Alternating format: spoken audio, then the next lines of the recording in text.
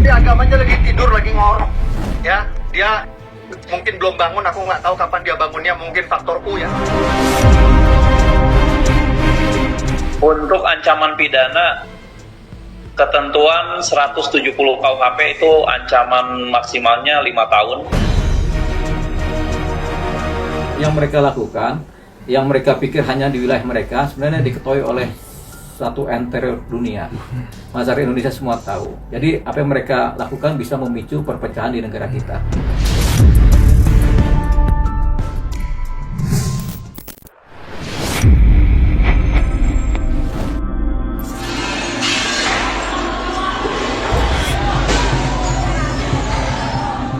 Kasus intoleransi kebebasan beragama yang belum lama ini terjadi di Desa Tangkil, Kecamatan Cidahu, Sukabumi, Jawa Barat, yang viral di media sosial merupakan fenomena puncak gunung es.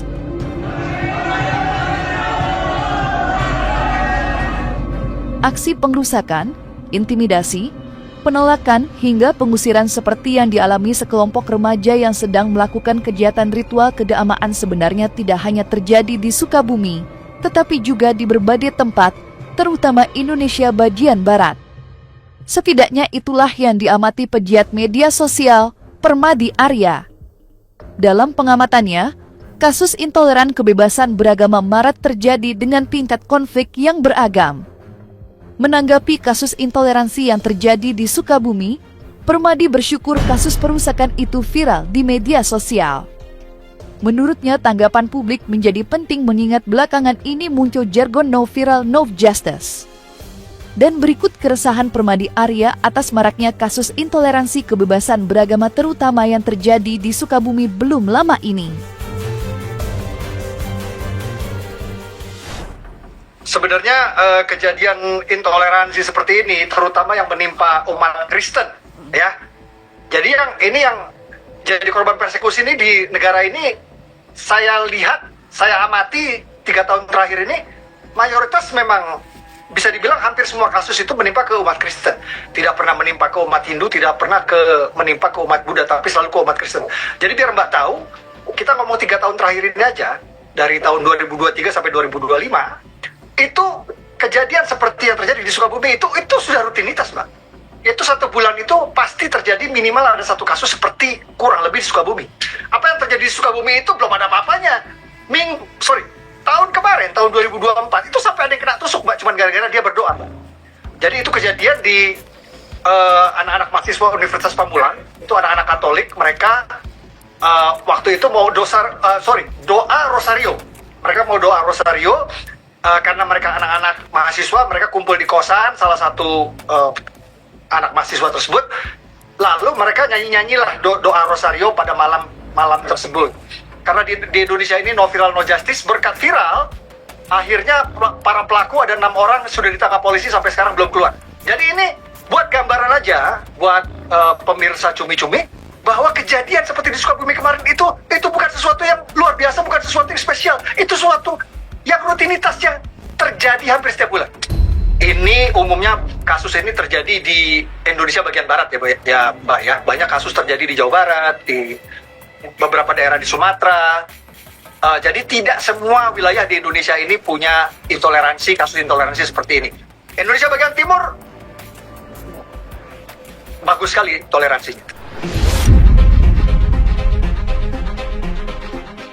Berdasarkan pengamatannya yang concern menyoroti kasus intoleransi kebebasan umat beragama yang terjadi di banyak tempat, Permadi Arya menuding aparat negara tidak melindungi warganya yang minoritas untuk beribadah dengan nyaman dan tenang tanpa adanya gangguan. Pejabat negara baik di tingkat nasional dan daerah seolah diam dan menutup mata atas banyaknya kasus intoleransi tanpa adanya sikap dan tindakan tegas. Ketidaktegasan negara adalah konsekuensi logis atas maraknya kasus intoleransi yang mengancam keharmonisan antar umat beragama.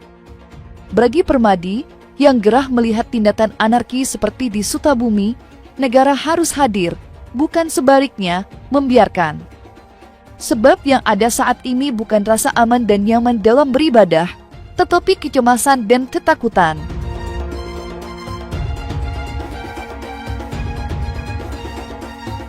Ini bukan masalah perizinan, ini masalah murni intoleransi, Mbak. atau lebih tepatnya ini adalah Kristen fobia. Pertama, ini jelas ini adalah sepenuhnya adalah kesalahan negara, karena negara ini harusnya hadir. Negara ini harusnya hadir dalam kasus-kasus intoleransi seperti ini. Aparat dan negara harusnya hadir di lokasi, memberikan rasa aman kepada warga yang sedang ibadah. Karena kenapa, Mbak? Karena ibadah ini adalah hak konstitusi, hak azazi. Jadi hak beribadah untuk semua umat beragama itu dilindungi oleh undang-undang dan dilindungi oleh konstitusi. Artinya apa? Negara dan aparat harusnya menjamin kebebasan beribadah setiap umat yang apapun agamanya. Nah, ketika ada terjadi persekusi sampai umat Kristen tidak bisa beribadah seperti ini adalah indikasi negara tidak ada, negara absen, negara tidak hadir, aparat tidak ada. Aparat mungkin ada di situ, tapi diam-diam baik. Seperti Mbak lihat di video-video di Sukabumi, ada Babinsa di situ, ada Polsek di situ. Di video di Depok ada Polsek di situ, ada baju coklat, ada baju hijau. Tapi mereka diam-diam saja menonton. Jadi seolah-olah kayak mereka membiarkan itu terjadi. Padahal harusnya negara itu harusnya ada di situ. Kalau Pak Polisi ada di situ, mereka harusnya menjamin gimana caranya supaya umat beragama tersebut bisa beribadah di situ. Ada tentara di situ. Tugas mereka adalah harusnya mereka menjamin bahwa umat beragama di situ bebas dari gangguan. Artinya apa? Mereka yang harus memastikan agar siapapun itu, oknum dari warga yang intoleran itu datang dengan bermaksud untuk membubarkan, mereka harusnya di situ mencegah, bukannya membiarkan itu terjadi. Kalau setiap ada kasus pelakunya ditangkap, saya yakin pasti warga intoleran pasti akan mikir, wah, next time mungkin di tempat lain ada warga terganggu mendengar umat Kristen nyanyi-nyanyi, lalu mereka pengen bubarin, mereka pasti mikir, kalau saya bubarin nanti saya bisa dipenjara loh. Karena kenapa? Karena nggak ada, tapi kenapa terjadi lagi dan terjadi lagi? Ya itu, karena tidak ada konsekuensi hukum. Kasusnya harus besar dulu seperti di Sukabumi baru ditangkap. Tapi kan kejadian seperti ini kan nggak cuma di Sukabumi aja, dan tidak selalu harus sebesar Sukabumi. Banyak loh, Mbak, terjadi pembubaran ibadah di tempat lain, tapi tidak viral seperti di Sukabumi. Lalu apa yang terjadi? Umat Kristen yang dibubarin karena mereka tidak viral, akhirnya sampai sekarang mereka susah beribadah. Karena tidak ada atensi dari negara, tidak ada atensi dari pejabat setempat, tidak ada atensi dari aparat. Karena tidak viral. Itu banyak sekali, Mbak, yang seperti itu. Jadi tetap, ini balik lagi, ini semua kesalahan ada di negara. Harusnya negara memberikan konsekuensi hukum. Setiap ada pembubaran ibadah, harusnya pelaku dijerat hukum. Cuman itu solusinya untuk memastikan tidak ada kejadian lagi. Tapi sampai sekarang udah 3 tahun tidak pernah dilakukan. Saya juga nggak tahu kenapa.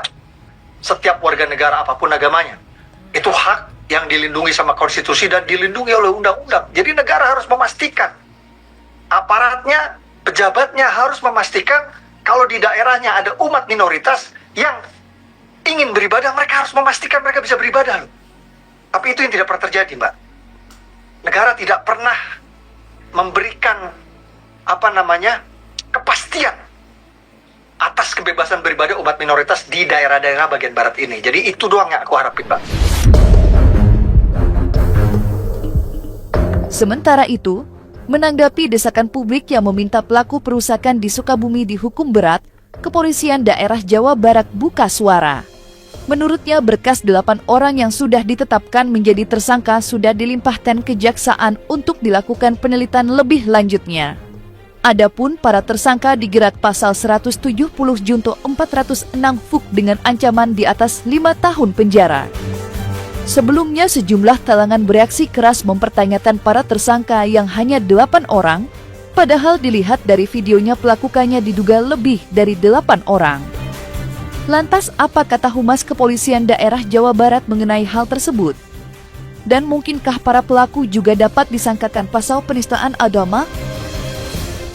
Jadi untuk perkembangan terakhir, saat ini kami penyidik telah melakukan tahap 1 untuk perkara perusakan yang terjadi di Cidahu. Jadi untuk perkembangannya, statusnya sudah tahap 1, sudah ada penetapan tersangka, dan juga sudah dilakukan pengumpulan alat bukti, dan sampai sekarang kita sudah tahap 1 Mbak di Kejaksaan. Kami penyidik tentunya terus melakukan pendalaman dari keterangan-keterangan saksi-saksi maupun dari tersangka untuk menguatkan adanya terhadap tersangka lain yang kita bisa lakukan pendalaman. Para tersangka kita sangkakan pasal 170 KUHP atau 170 KUHP atau 406 KUHP. Ya, untuk perkara kita sangkakan untuk ketentuan sebagaimana unsur-unsur pasal perusakan terhadap barang yang dilakukan oleh tenaga bersama-sama. Jadi perusakan secara massal ya. Untuk 406 ini juga pasal perusakan.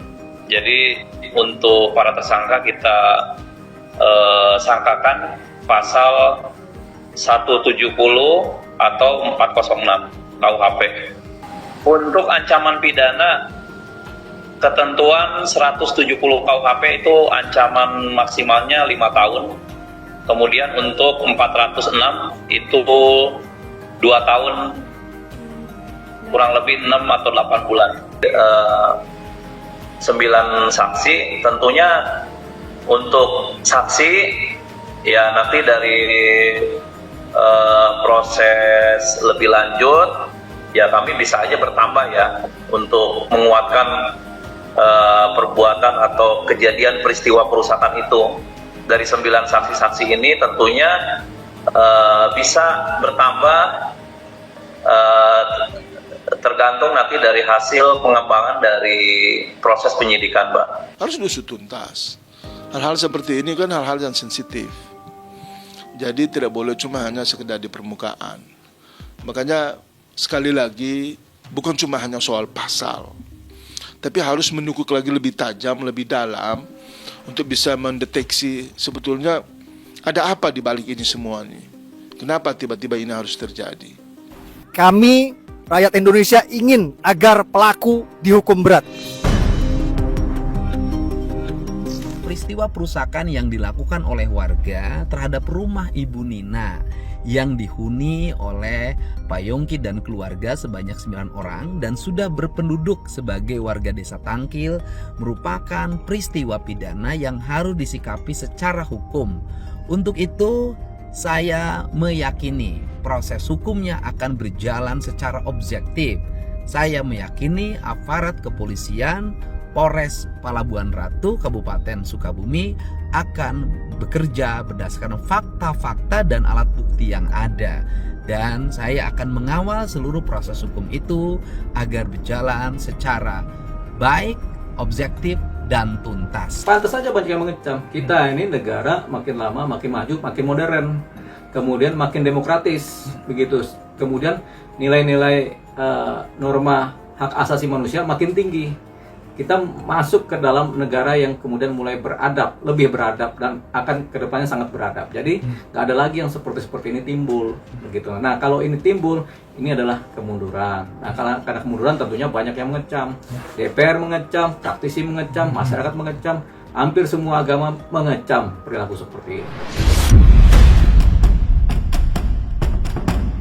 Di sisi lain, para korban kasus intoleransi dan intimidasi yang terjadi di Sukabumi, yang sebagian besar masih di bawah umur dikabarkan mengalami trauma hebat. Gubernur Jawa Barat Deddy Mulyadi bahkan harus mengirimkan psikolog untuk membantu pemulihan para korban. Sementara itu, Ketua Komisi Perlindungan Anak mengutuk keras para pelaku intoleransi atas apa yang mereka lakukan. Lantas apa kata kuasa hukum salah satu korban mengenai anak-anak di bawah umur yang mengalami kejadian tak menyenangkan saat melakukan ritual keagamaan di Sukabumi? Sedikit kronologis bahwa menurut keterangan klien kami bahwa mereka sedang melaksanakan retret ataupun bimbingan mental ya. Retret ini bimbingan mental yang kebetulan teman-teman anak-anak remaja Nasrani yang mengikuti, yang mana para peserta ini rata-rata di bawah umur semua. Jadi pada saat mereka melaksanakan retret, datanglah warga, ada ratusan warga, langsung mempersekusi, langsung merusak pagar, sampai motor klien kami juga dirusak-rusak, dipukul-pukul, dinyak-inyak, dan bahkan motor klien kami dibuang ke sungai. Kita bayangkan, anak kecil masih di bawah umur dihadapkan persoalan seperti itu, psikologisnya pasti terganggu. Mungkin nggak sekarang, mungkin efeknya puluhan tahun yang akan datang akan trauma, pasti ada trauma yang mendalam. Nah, sedangkan Komisi Perlindungan Anak Indonesia KPAI ataupun Lembaga Perlindungan Anak Indonesia ataupun Komnas Perlindungan Anak sampai dengan hari ini tidak ada, belum ada pergerakan, belum ada perlindungan untuk anak-anak. Ini juga jadi catatan harusnya. Evaluasi. Kami minta di kepemimpinannya Bapak Presiden Pak Prabowo Subianto agar kiranya bisa mengevaluasi lembaga-lembaga ini yang menaungi, karena bukan hanya anak kecil, ada juga perempuan. Salah satu yang beredar, yang mengangkat ini kan sebetulnya Bu Rita. Bu Rita Muljono, kalau salah, Mularjono, kalau salah. Bu Rita pada saat itu membuat video statement yang mana Bu Rita ini adalah pembimbing anak-anak itu sampai ditempeleng kepalanya, perempuan, umurnya ibu-ibu udah 55 tahun kemungkinan. Bahkan ada anak yang berumur 3 tahun loh di sana. Di saat kejadian itu, retret yang dilakukan terkait dengan kegiatan kerohaniawan itu di bawah umur semua, rata-rata di bawah dari 17. Ya artinya di mana nanti mereka akan memiliki trauma psikologis. Dan ini bisa berkepanjangan karena mereka akan terekam dalam memori mereka melihat ini ada simbol agama dirusak, mereka dikejar, dimaki, dibilang kebun binatang dan sebagainya, itu semua ada di situ. Dan itu pernah disampaikan di salah satu podcast yang disampaikan kemarin ya. Ada salah satu korban kami hadirkan lalu disampaikan bahwa diteriakin anjing gitu, anjing mana kalian gitu kan.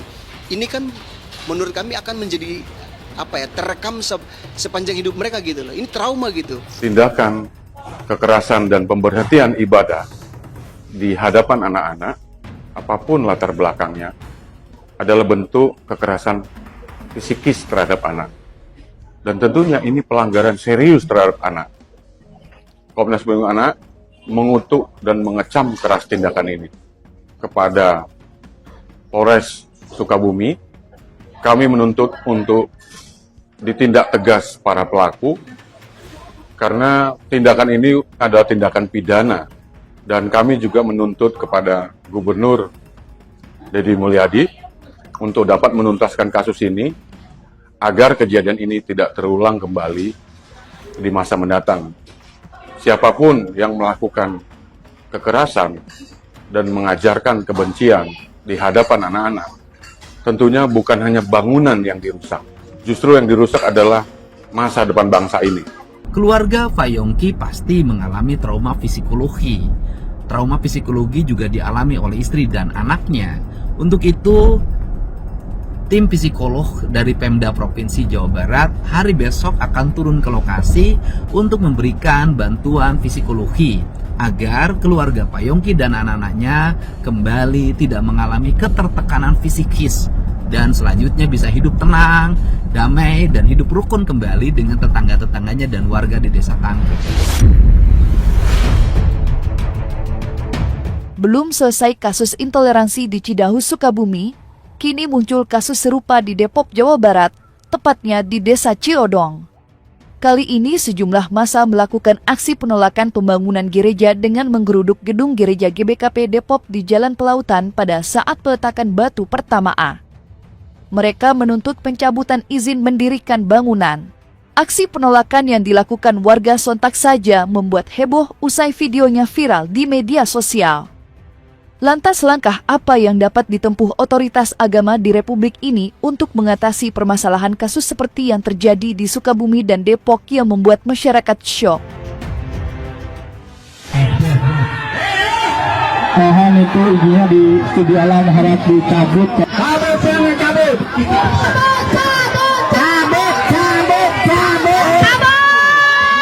Dari Sukabumi ke Depok. Memang luar biasa warganya Kang Deddy ini. Luar biasa intoleran. Padahal gereja Batakaro Protestan ini sudah lengkap izin-izinnya loh. IMB ada, izin RT, RW, lurah, camat, lengkap. Tapi ditolak juga. Bahkan warga nuntut agar IMB-nya dicabut. Ada. Ini realita bangsa kita. Sebagian bangsa kita di Indonesia bagian barat memang masih primitif dan terbelakang. Mau gimana lagi? Kejadian di Depok itu setelah Sukabumi. Jadi sekitar beberapa hari, nggak sampai seminggu dari kejadian Sukabumi, ada gereja GBKP, gereja Batak gereja Batak Karo Protestan itu, mereka sudah lengkap izin-izinnya, Mbak. Ya, izin dari IEB-nya sudah ada, izin dari RT, RW, lurah, camat, lengkap. Pada hari itu mereka, karena izinnya sudah lengkap, mereka melakukanlah seremonial peletakan batu pertama untuk memulai pembangunan.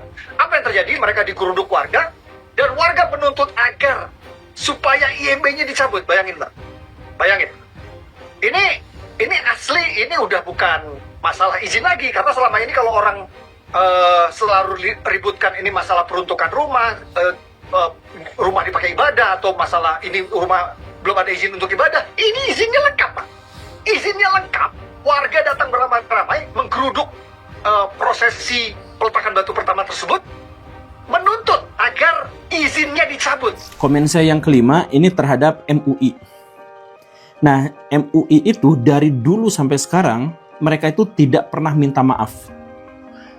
Sepanjang sejarah mereka hanya pernah minta maaf sekali kepada Presiden Jokowi. Itu saja. Gak pernah kepada yang lain. Bahkan mereka itu cenderung untuk menuntut orang lain minta maaf. Ke Raffi Ahmad pernah menuntut minta maaf.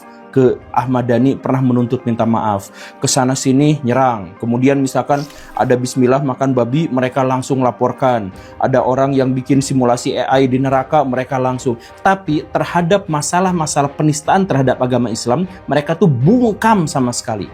Dalam hal ini mereka ngomong, tapi juga tidak minta maaf. Mereka hanya bilang masyarakat hendaknya jangan terprovokasi sama hal-hal yang seperti itu. Segitu doang. Padahal apa? MUI itu salah satu tugas dan tanggung jawab mereka itu adalah membimbing masyarakat muslim untuk menciptakan perdamaian sesuai dengan Pancasila. Itu tujuan mereka. Ada dalam ADART mereka. Jadi ketika ada masyarakat muslim yang melakukan kesalahan, maka mereka bertanggung jawab atas hal itu. Jadi, kalau mereka sudah kadung melakukan kerusuhan, ya MUI minta maaf. Maaf karena kami gagal untuk membimbing masyarakat yang ada di sini. Harusnya begitu. Tetapi MUI tidak pernah minta maaf.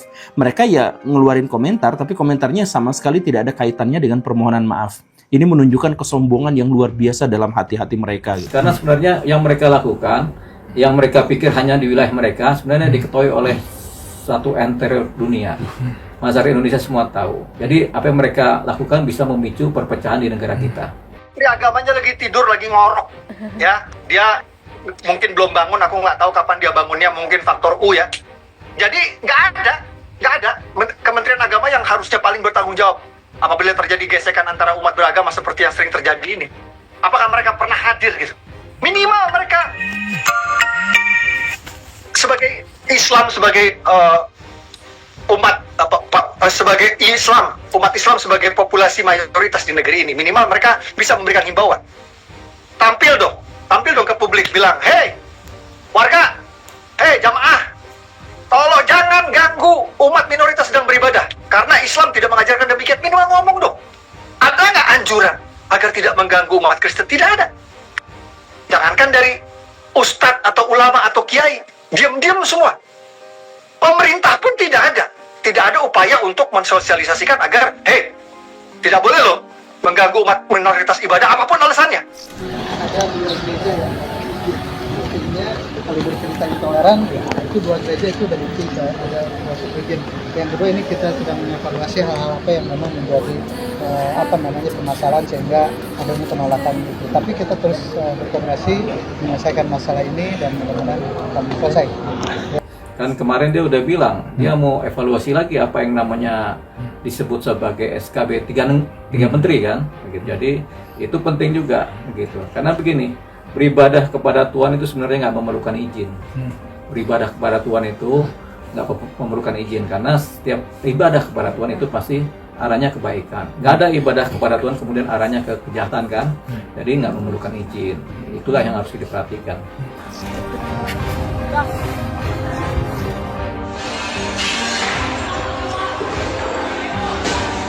Kita ngomong, yuk! Kabar, kita pegang janjinya, kabar. Intinya mulai detik ini, selama evaluasi jika ada penerusan pembangunan, kami warga masyarakat berhak. Nah, selesai sudah Cumi Lovers, dan jangan lupa untuk like, subscribe, dan juga share channel YouTube Cumi Cumi.